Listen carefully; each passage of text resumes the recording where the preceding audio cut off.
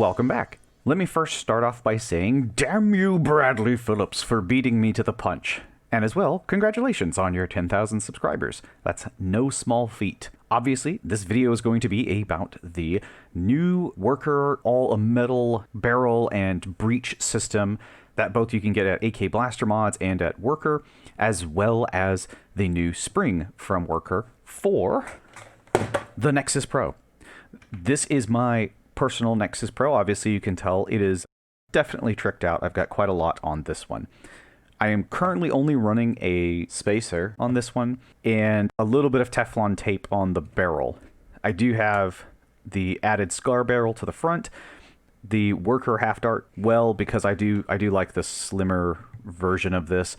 Optics, sling mount, and mine's very well tricked out into my personal tastes and likings. So to start this video off, let's go ahead and get some numbers for this blaster.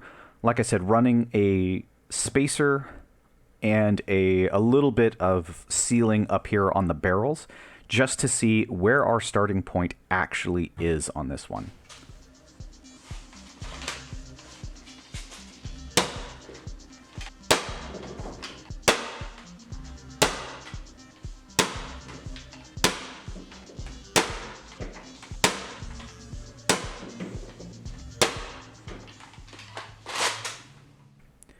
Alright, so a lot of my numbers varied as low as 109, but as high as into the 190s.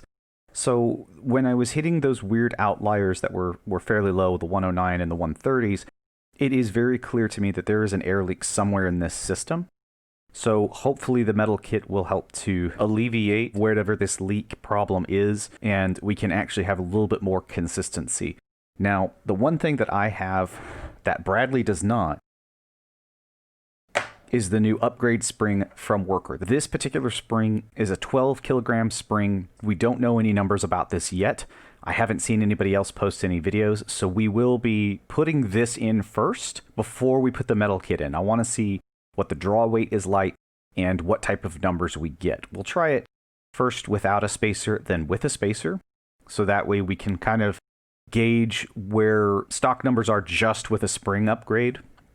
I did have a bit of a discussion with Bradley over on his video in the comment sections, and he brought up the CETA spring. So for those of you who are not aware, there is a 16 kilogram CETA spring, which can get you into the 200s. I have that spring. However, let's talk about this spring. One,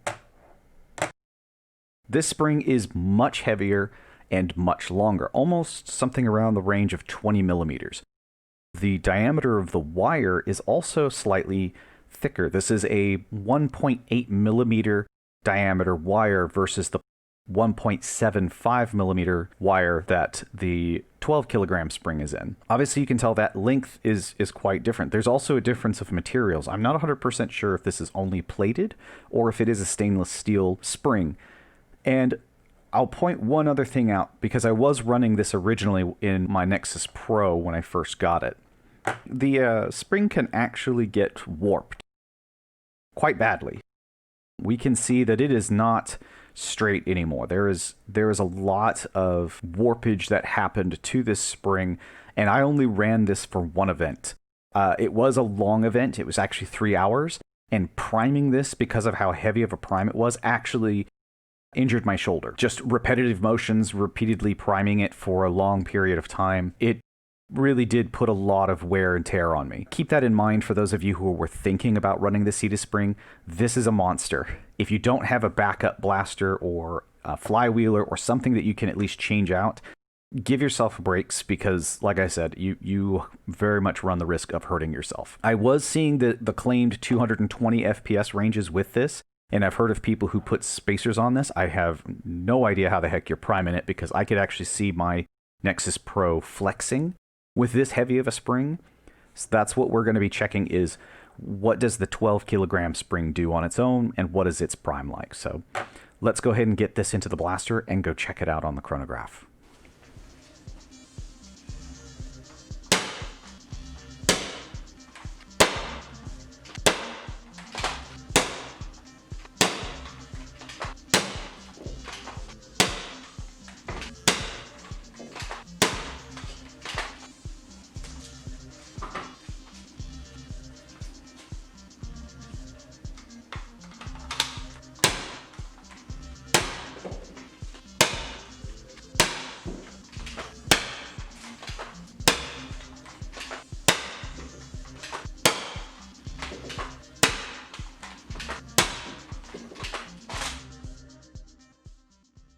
Okay. Wow. So we could clearly see in these numbers, this is a good spring. Surprisingly, at a 12K, it's better than the 16K in my personal opinion. It has an easier prime and still gets similar numbers. Now, I obviously ran it one without the spacer and then one with the spacer. And obviously, even with the spacer, we were seeing, 230s and stuff. Now, I still do think there's some inconsistencies with sealing, obviously, which is why we were seeing, 170s and things like that. Like, I highly recommend this spring. Even if you don't care to do anything else, obviously, if you do not care to mod the blaster, this spring is definitely nicer than the Cetus spring because it's not nearly as hard a prime. That was surprisingly good. So I'm curious how we're going to see performance with the metal kit now. I will install this. Like I said, I'm not going to show the installation of this. We already have a video out there. I will totally let Bradley have that one, but I'm going to get this installed. I'm not going to run it with a stock spring because, yet again, that's something that Bradley's already done. We're going to go and jump right into the 12 kilogram spring and see what type of performance we get. Let's get started. Okay, kit is installed. I'm running the full metal kit. We're going to start originally with the spring without a spacer, and then we're going to install the same spacer I was running with the stock spring. So let's go out and check what our numbers are right now.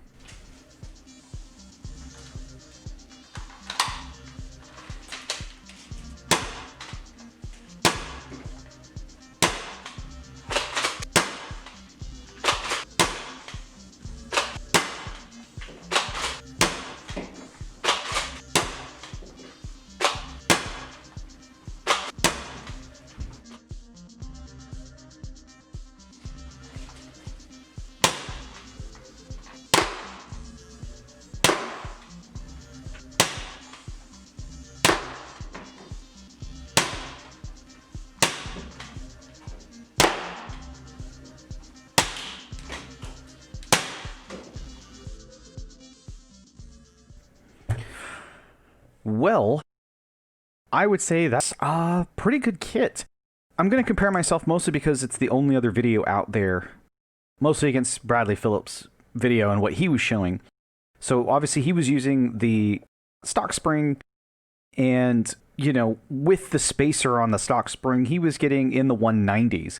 Now, with the 12 kilogram spring and this kit, I was hitting in 190s without the spacer. With the spacer that I had, it was getting closer to 220s. Now, the one thing I want to talk about is more of the consistency. The varying, FPS of going up and down is very, very minimal.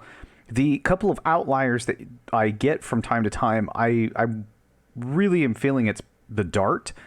I don't think it has to deal with the system. Even though I don't have a 100% seal, there is a little bit of sealing problems somewhere in here. I'm not sure exactly where it is. If I plug the barrel and I fire this, I don't know if it's because of the pressure on the back or what, but I can hear air leaking somewhere. So if I can track down which O-ring is essentially leaking in this system, I may be able to get slightly better numbers. But even with that, this is a very, very good blaster, especially with this 12 kilogram. It is definitely an easier prime than the Cetus spring. I keep seeing a lot of people in comments and people talking about the Cetus springs and how they, I'm getting 240, I'm getting 220, I'm getting this or whatever. The Cetus spring is just a bit too much. Like I said, if you looked at the Cetus spring as well, it tends to warp this spring just to all oblivion. I mean, 3 hours of running this in a war, and it's just beaten the living crap out of it. It's destroyed, for the most part. I mean, you can see how crooked this thing is and how warped it is just from a little bit of use due to the fact that it is just too much. There's too much pre-compression, especially people who say they're running a spacer on this. This setup, however, I personally really like the feel of this. It's perfect. I can keep it right at my local group's cap of 200. I'm really, really impressed with this. So I also want to make a quick note about these kits. This is coming out of China. It did take roughly, 3, almost 4 weeks to get to me. So if you have ordered this, do be aware these are going to take a while to get to you. So would I recommend this? Absolutely. I think this is a perfect blaster. Just the spring on its own is fairly cheap and can get your blaster hitting some really, really good numbers. And if you really want to take it to huge consistency gain, really the metal kit is almost a necessity. Can't recommend it enough. Thank you for stopping by, and I hope to see you in the next one.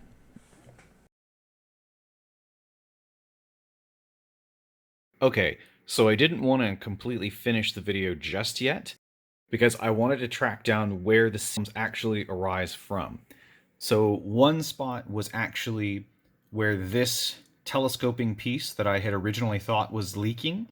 It's right here on this. So I had to put a little wrap or 2 wraps worth of Teflon underneath that.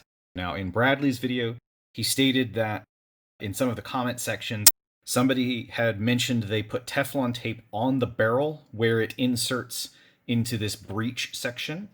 And he stated that it shouldn't need it because this pusher is going directly into the barrel. That's not 100% correct, Bradley. This actually does create a leak.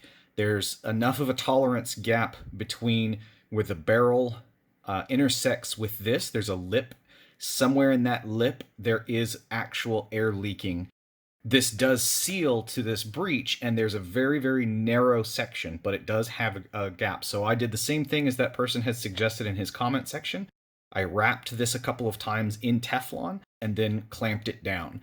And now I have a near perfect seal from the plunger tube all the way to the tip. I'm now going to go try to do a little bit of testing to see what my FPS numbers actually are.